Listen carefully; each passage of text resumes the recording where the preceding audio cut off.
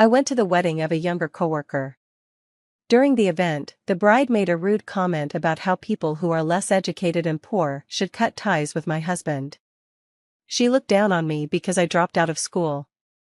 Instead of stopping her, my coworker, the groom, joined in and mocked me too. At that moment, I decided to cut them out of my life and reach out to someone else. I promised myself that I would make them regret judging people just based on their education. My name is Gwen, and I'm 32 years old. I grew up in a middle-class family, neither rich nor poor, as the only son of working parents. Unlike most of my classmates who were focused on high school, I was busy looking for a job. Both of my parents went to college, but I was eager to start working as soon as I could. At first, they were confused, but later they supported my choice, saying it was my life to live. I started working as a factory laborer in my hometown, then I became a painting contractor site supervisor. Now, I've been working at a large machinery company for 7 years. I'm the service department manager, which means I visit clients to help install, repair, and maintain machinery. Today, I have more repair and maintenance visits to make. As I drive toward the freeway in my company car, my work phone rings. Seeing the company name on the screen makes me feel a bit stressed. I pull over and call back immediately, only to find out that it's another complaint from a client. I apologize and tell them I'll be there right away. I bow my head in apology, even though the caller can't see me. Now, I have to rearrange my schedule to deal with this complaint first. It looks like it's going to be a long day. After 7 p.m., I return to the office and see Theodore from my service department already back and chatting happily with a colleague from sales. I say, "I'm back." Theodore quickly goes to his seat and starts working on his computer. Each branch office has a small team, and in this branch, it's just Theodore, who is 2 years younger than me, and me in the service department. "Hey, Theodore, do you have a minute? What is it?" I could hear the irritation in his voice. "We got a complaint from one of your clients this morning. I would fix it myself, but we both need to go tomorrow to apologize." "Why did you leave it unattended for 2 days? I had plans both days. The CEO over there is always bossing me around. Maybe they should rethink how they treat me." As usual, Theodore just gave excuses and complained about the client. "I'm going to report this to the area manager. I had to step in and fix a client's issue. Of course, I have to report it." Theodore, without any remorse, scoffed and said, "So you're reporting on me again just because you're jealous of my education? You exaggerate things in your reports." He thinks I'm jealous of him because I dropped out of college. I graduated from a prestigious university. Theodore used to be polite and humble, but once he found out I was a dropout, his attitude changed completely. I wouldn't mind if he did his job right, but there are too many complaints from his clients, and it's a headache. The next day, we both went to the client to apologize. The client's president was aggressive and said, "What are you doing here? Your job is to fix this." I'm used to people being tough in industrial settings, but Theodore, who has no field experience, just stood there in silence. After I calmed the angry client down and talked about future improvements, Theodore finally mumbled a soft, "I'm sorry." I thought he would feel bad about it, but I was wrong. He said, "Why are field workers so uncivilized?" Instead of feeling sorry, Theodore started bashing the client. "That CEO shows how uneducated he is with the way he talks." It was embarrassing to watch. Who made a client that angry? Maybe you should reflect on your work. But my words fell on deaf ears.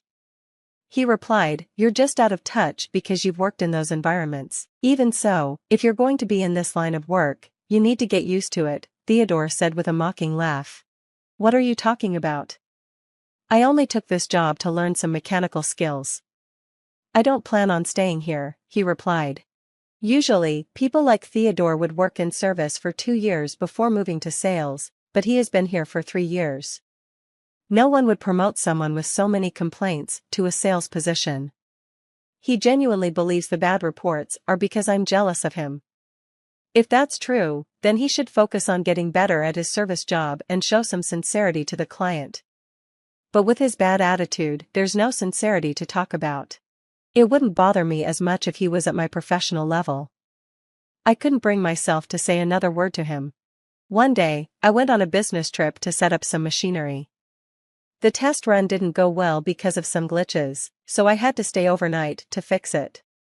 The next day, our branch had limited staff, so other local branches would help out with major tasks. While I was looking for a place to eat near the hotel, someone called out to me. "Hey, what are you up to?" I turned around to see Theodore with a woman on his arm. "Oh hey, Theodore. Good evening," I said, greeting the woman beside him and offering my hand for a handshake. She accepted but didn't say anything. "This is my girlfriend, Selena. She's from around here," Theodore introduced her. I felt like I had seen her somewhere before but didn't think much of it. Theodore then invited me to dinner, and I accepted. After we ordered, Theodore started to brag, "Actually, we just got engaged. She graduated from the same college as me, and her family is pretty wealthy here. She's definitely on a fast track to success." That explained why he wanted to invite me to dinner. He wanted to show off his fiancée. As for Selena, she barely acknowledged me, not making eye contact and only nodding occasionally at Theodore. Dinner ended with Theodore dominating the conversation. When it was time to leave, Theodore excused himself to go to the restroom, leaving me alone with Selena. She broke the silence by saying, "I've heard quite a bit about you from Theodore." Her eyes locked onto mine with a cold stare. I could tell Theodore had been badmouthing me. "You think your managerial role is a big deal, just because you've been at the company a few years longer? Could you please stop blocking Theodore's career?" she said. I knew that the manager position is something anyone can achieve with enough years of service and good performance evaluations. In our situation, the area manager is in charge, and I'm just a senior colleague, which is true. Deciding it was pointless to argue, I let it go. Soon, Theodore returned. Avoiding eye contact and pretending nothing had happened, as I was leaving, I asked him about work for the next day, and he said he'd be helping out at another branch. Something felt off, but I didn't say anything since she was there. The next day, I went to troubleshoot a test run as planned, but Theodore never showed up. I felt uneasy, so I discreetly asked the area manager to look into Theodore's business trip application. It turned out that on the day I met Theodore and his girlfriend, they were supposed to be on a business trip that involved an overnight stay. This was clearly a false claim. The area manager said they would handle the rest, so I left it to them. Later, the date for Theodore and his girlfriend's wedding was set. I wasn't invited, and I felt relieved. However, a week before the ceremony, the area manager asked me to attend in their place. They were supposed to give the main speech but couldn't make it, so they asked me to do it. At first, I declined but then accepted when they insisted. On the wedding day, I arrived early and ran into Theodore and his girlfriend on my way to the waiting room. They looked surprised to see me. "You know, my elite friends and I all have degrees from prestigious universities and work in top-tier companies. I didn't think someone who dropped out would fit in, so we didn't invite you," Theodore scoffed. I replied, "I was asked to speak on behalf of the area manager, who will be late once they arrive."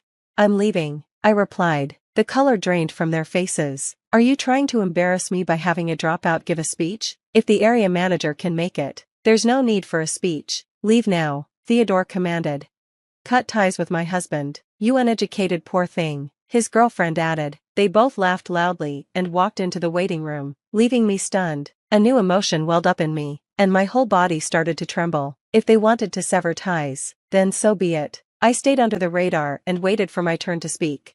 Finally, it was my turn. I took a deep breath and stepped up to the mic. Even though Theodore and his girlfriend glared at me, urging me to leave, I started my speech. "Congratulations on your wedding. If you thought I'd stick to the usual pleasantries, you're mistaken. Theodore isn't exactly commendable in his job, but since this is a celebratory occasion, I'll use only the highest praises. Top-tier graduate Theodore, you are exceptional at accumulating customer complaints at work. Your unrepentant and arrogant behavior, always blaming our clients, really shows your thick skin. I'm always impressed." "Stop it." Theodore's girlfriend stood up beside a flustered Theodore and shouted, "You're supposed to cut ties with Theodore. Quit bullying him." The room started buzzing, but I continued my speech. "All I can say is Theodore is quite the trickster. He's been lying about business trips to hang out with her and claiming expenses for it. That's pretty bold and clear embezzlement." "Hey, cut it out. You're making this up," Theodore shouted, red-faced, and started coming towards me. His girlfriend also stood up and screamed, "What's your evidence for all of this? Are you insane?" The room descended into chaos, prompting the MC to nervously ask me to stop. I thought maybe this was as far as it would go. At that moment, the door swung open with a bang. The area manager and the president of the client company entered the now silent room. Theodore's girlfriend went pale when she saw the president heading straight for the bride and groom's table. "So, you're lying about wanting to quit your job to marry me? Was that a lie?" the president asked. It turned out she had been working as a hostess at the club. I recognized her because I was once told at the club that she was the one supposed to marry Theodore. I had contacted the area manager to bring the president after realizing her true identity. "I lent you money to quit your job and pay off your debt, then you disappeared and planned to marry someone else." She couldn't come up with any excuses when faced with the calm president. Even Theodore didn't know about her working in the hostess club. Theodore stormed back to his girlfriend and confronted her. "What is going on?" he demanded. She snapped back, "You act all elite, but you're a no-good criminal, even worse than a dropout. That dropout is just jealous of me. It's all lies." The area manager quietly stepped in front of the shouting Theodore. "We have evidence of your actions, and we'll be reporting them to headquarters. You will be suspended until a decision is made." Realizing the seriousness of the situation, Theodore's face turned ashen. The president then said to her, "We'll be speaking through lawyers from now on." The once defiant woman broke down in tears.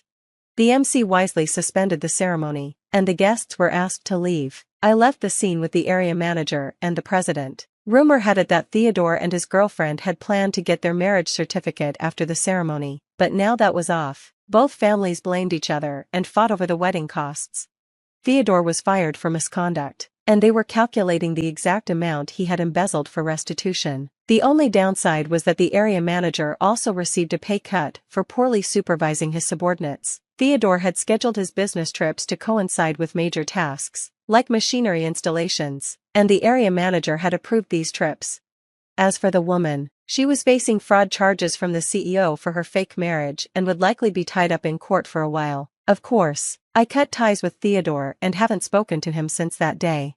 As for me, I'm just going to continue living my life with my head held high.